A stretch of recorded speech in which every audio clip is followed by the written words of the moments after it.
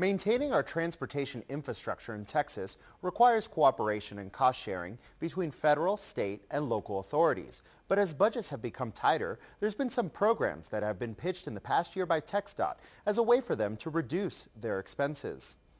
A significant portion of TxDOT's budget comes from the federal government, which has its own problems because, put simply, the Federal Highway Trust Fund is going broke.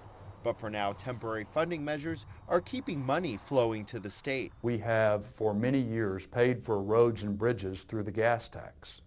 There are fewer dollars being collected from the gas tax than was expected because cars are more efficient and because people are driving less than was expected. So there's less money. Last year, TxDOT pitched a program called the Turn Back Program, as they sought to save money by turning back roads to the cities. And this caused a stir among many local governments in Texas, including Amarillo. Because it was interpreted as being a mandate, an involuntary mandate on local municipalities to receive or take back some of these roadways and the cost of maintenance, which would not have been budgeted at that time. TxDOT says participation in the program is voluntary, allowing local governments the ability to assume responsibility for ownership of these roadways.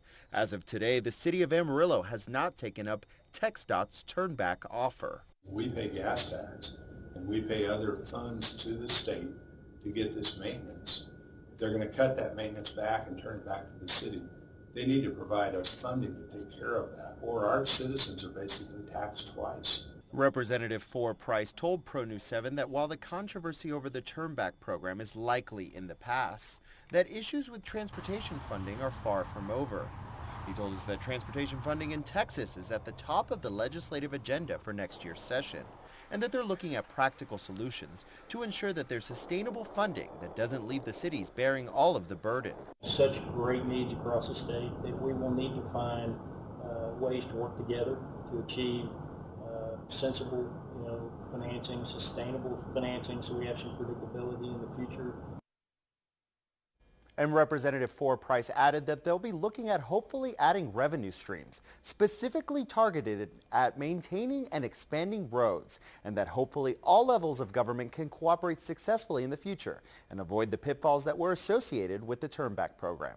From the Kennedy Broadcast Center, David Grosso-Ortega for Pronews 7.